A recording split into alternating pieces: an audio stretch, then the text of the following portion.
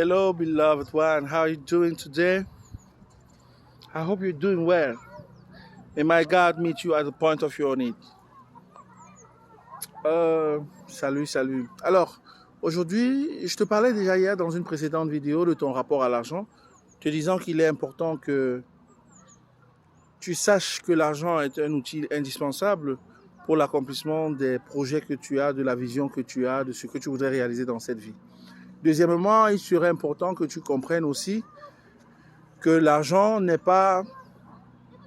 la racine de tout mal, c'est vrai, mais en ce sens, l'argent n'a pas été créé par le diable parce que tout est une question d'utilité qu'on en fait et de mindset. Donc, tu as besoin d'argent comme un outil, un peu comme tu as besoin de foi dans le monde spirituel, mais l'argent ne doit pas te commander.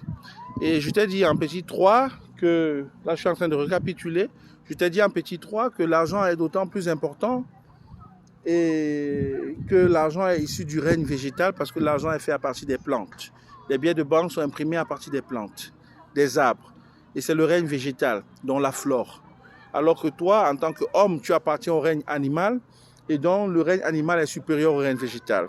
Ça, ce sont les éléments que je t'ai enseigné hier dans le but, que j'ai partagé avec toi hier dans le but de te faire avoir d'abord une bonne notion, de bons concepts par rapport à l'argent. Je t'ai également dit que dans le plan parfait de Dieu, tu n'es pas censé être pauvre. Parce que le pauvre en esprit n'est pas celui qui en réalité n'a pas d'argent.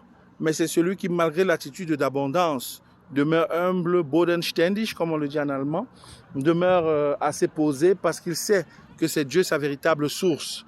Et en réalité, ce que tu possèdes comme moyen financier, c'est pas destiné à te rendre plus orgueilleux, plus vantard ou je sais pas quoi, à assouvir tes désirs personnels.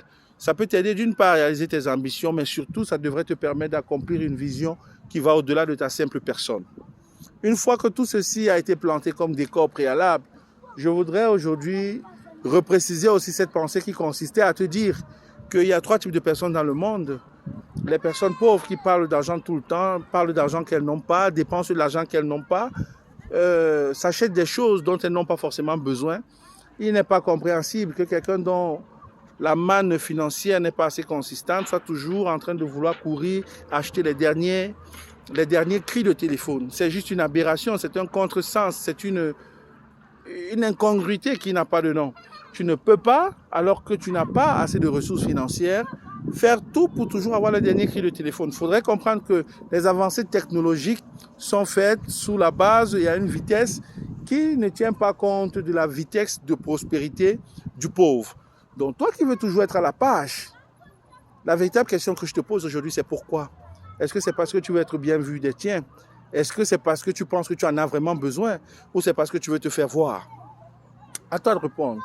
Autre chose, c'est que après les personnes pauvres qui dépensent un argent qu'elles n'ont pas, il y a des personnes riches qui, elles, sont plus mues vers le désir d'avoir des choses, d'accumuler des choses, d'avoir de l'argent pour acheter des choses, des voitures, des choses, des gadgets, etc. Ces personnes-là, souvent même, sont dans l'illusion de la richesse. Elles sont même peut-être riches pour quelques-unes d'entre elles parce que possédant une marge financière énorme. Mais la vérité, c'est que ce n'est pas la richesse qui devait être leur étape finale. Parce que la vérité, c'est que Dieu nous a créés pour être des personnes prospères. Prospérer aussi bien que prospère l'état de notre âme. Qu'est-ce que ça voudrait dire? Ça voudrait dire que tu devrais pouvoir avoir de l'argent, réinvestir cet argent, faire des choses avec cet argent. Bref, avoir de l'argent qui te permet de mettre ta famille à l'abri et jusqu'à la 3e génération. Comme la Bible le dit, l'homme sage est celui qui prépare la relève et qui prépare l'avenir des enfants de ses enfants. La 3e, 4e génération. Donc voilà en quoi, en réalité, tu devrais mesurer ton épanouissement et ta prospérité spirituellement parlant, tout comme financièrement parlant. Aujourd'hui, donc, je voudrais te préciser, je voudrais parler à quelqu'un. Je voudrais parler à quelqu'un dont les revenus sont encore très justes. Je voudrais parler à quelqu'un qui a encore du mal à juguler, à joindre les deux bouts. Je voudrais parler à un étudiant qui a l'impression que ce n'est qu'à la fin de ses études que peut-être il aura la manne financière parce qu'il aura eu le boulot de rêve. Je voudrais te dire que je ne suis pas si sûr qu'après tes études, tu auras finalement ce boulot de rêve tant rêvé. tu auras forcément ce boulot de rêve tant souhaité. Je ne suis pas sûr que, après les boulots que tu es en train de faire, que tu sois en train de réaliser en ce moment, que tu auras la possibilité d'avoir forcément quelque chose de plus grand. Parce qu'en réalité, le problème, c'est que beaucoup croisent les mains. Beaucoup ne commencent même pas à faire quelque chose, même étant étudiant. Beaucoup pensent tout simplement qu'il faut attendre un moment T pour pouvoir avoir un boulot rêvé. Non, bien aimé. Aujourd'hui, mon propos est de te dire avec tes deux mains, commence à faire quelque chose. Commence à faire quelque chose. N'attends pas le moment merveilleux. Le moment merveilleux, c'est maintenant. N'attends pas le moment providentiel. La providence, c'est maintenant. Tu commences à faire quelque chose. Que tu sois étudiant, quelle que soit la discipline, la filière dans laquelle tu étudies, tu as la possibilité, moi je le crois, aujourd'hui déjà de te faire un peu de sous. En utilisant ton cerveau, tu n'es pas obligé de gagner de l'argent par quelque chose que tu as appris à l'école, par une chose que tu as apprise à l'école. Tu peux te faire de l'argent, même tout simplement, en réalisant que tu as des aptitudes, que tu as des compétences, que tu as des choses. Il y a tellement de choses, je peux te prendre tellement d'exemples. Mais je ne voudrais pas que l'exemple ou l'illustration faite par moi devienne comme l'unique façon de faire. Parce que tu as plusieurs chemins qui peuvent te permettre d'atteindre tes objectifs. Le plus important étant que tu sortes de la précarité financière. Et tu peux sortir de la précarité financière dès maintenant. Pour peu que tu écoutes de bonnes vidéos, de bonnes informations qui vont challenger ta pensée. Que tu comprennes que l'on commence quelque part pour aboutir ailleurs. Que tu minimises le risque d'échec et d'erreur. Et que tu prennes le risque de commencer et d'oser. Je pense que avec le temps, lorsqu'on fera des bilans même à mi-parcours, tu te rendras compte du fait que, oui, tu évolues dans ta liberté financière. On ne peut même pas parler de liberté financière si tu n'as même pas encore commencé à t'activer avec une activité qui peut te génératrice de revenus. Il faudrait que tu comprennes la nécessité pour toi d'avoir une source de revenus. Beaucoup d'entre vous ne vivent que des revenus que leurs parents mettent à leur disposition pour pouvoir aller à l'école, aller à l'université. Il faudrait que tu comprennes que tu as la capacité de te créer une petite activité qui va te générer des revenus. Ce n'est pas une activité que tu seras appelé à faire toute ta vie. Ce n'est pas une activité que forcément tu feras tout le temps. Ce n'est même peut-être pas une activité que tu aimes forcément. Mais c'est une activité qui est nécessaire pour cette saison dans laquelle tu te trouves. Je recommence. Je voudrais que tu utilises tes mains, tes pieds, bref que tu réfléchisses à une activité que tu peux commencer à faire, à mener sur le terrain des opérations entrepreneuriales qui te permettra, cette activité-là, de générer un certain revenu, d'être un tant soit peu indépendant, d'avoir une certaine ressource que tu pourras commencer à utiliser. Parce qu'il faut comprendre que ce boulot-là pourra être déplaisant. Il pourra ne pas être forcément ce que tu veux de façon permanente, mais il est un passage obligé, un passage nécessaire pour aller vers où tu dois être. Et peut-être si tu commences cette activité le plus tôt possible, là je vais m'éloigner parce qu'il y a du bruit derrière moi, si tu commences cette activité le plus tôt possible, peut-être que, contrairement à ce que tu penses, lorsque tu t'y attendras le moins, tu auras déjà accumulé non seulement en expérience, mais aussi, tu auras accumulé en expérience et tu pourras donc comme ça utiliser toute cette expérience, déployer toutes ces connaissances dans l'activité qui sera en réalité l'activité et le travail de ta vie. Donc je te conseille vivement de regarder ce que tu peux faire, de prendre en considération les options que tu as. Parce que si par exemple tu es issu d'une famille où vous avez déjà certaines ressources à votre disposition et que tu peux utiliser l'une de ces ressources-là pour toi te déployer et davantage fructifier tes finances, ben utilise-les. Vous voyez, c'est pourquoi je ne veux pas, ici dans cette vidéo, du moins mon propos n'est pas de donner des formules toutes faites. Maintenant, en fonction des cas, de scénarios possibles, je prendrai la peine dans une autre vidéo de dire comment s'y prendre de façon pragmatique sur le domaine technique afin de tout simplement multiplier ses revenus.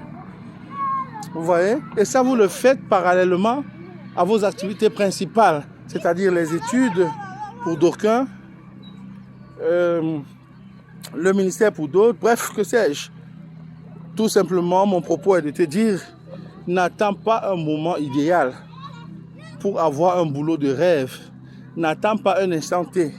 Il n'y a pas qu'une seule façon de faire de l'argent. Il n'y a pas qu'une seule façon. Parce que c'est dans ton travail que Dieu te bénit. Et donc la bénédiction de Dieu ne peut pas commencer seulement quand tu auras fini tes études. La bénédiction de Dieu ne peut pas commencer quand tu auras déjà tout l'équipement nécessaire.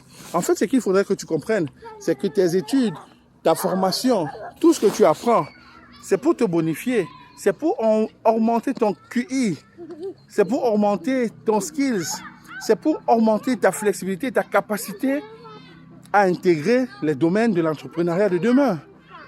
Donc en fait, tu t'équipes davantage pour être plus compétitif, pour être apte à réaliser un certain nombre de choses.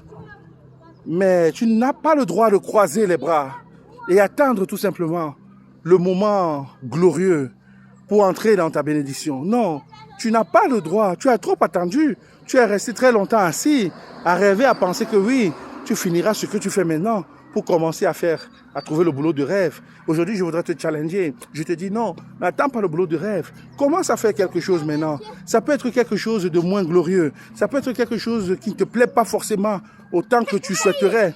Mais commence à faire quelque chose. Je te dis donc, il n'y a pas de raison aujourd'hui de continuer d'attendre le bon moment. Tu n'as pas de raison de continuer d'attendre le bon moment. Le bon moment, c'est maintenant. Bien-aimé, je ne sais pas, peut-être toi, tu sais combien de temps tu as encore à vivre. Je ne sais pas, moi j'en sais rien. J'en sais rien, mais j'éprouve le besoin de te dire que le bon moment, c'est maintenant. Le bon moment, c'est maintenant, c'est pas demain. J'éprouve le besoin de te dire, les plans de Dieu pour ta vie ne s'accompliront pas si tu ne te lèves pas. Il faut que quelque chose quitte la terre pour que du ciel quelque chose soit relâché. C'est valable aussi bien dans le domaine de la prière que dans le domaine des opérations entrepreneuriales. Il faut que tu te bouges. Il faut que tu fasses quelque chose. Il faut que tu sèmes pour que le ciel relâche la récolte. C'est comme ça. C'est un principe simple.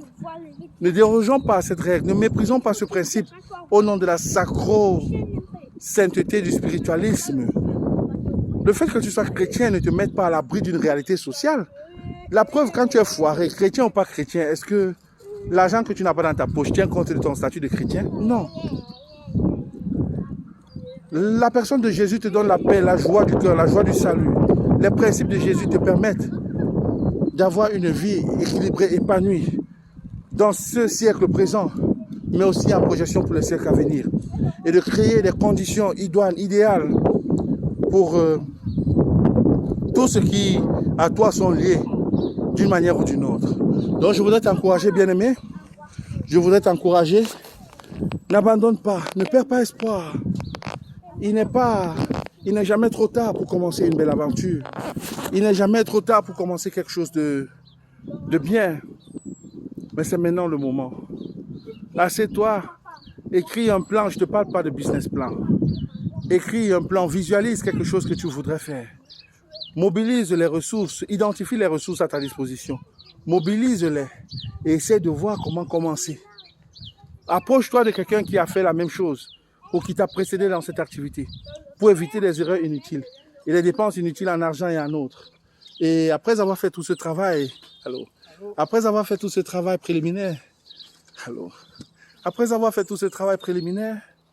concentre-toi et commence à exécuter ton plan. Je suis sûr que tu y parviendras. Que le Seigneur te bénisse.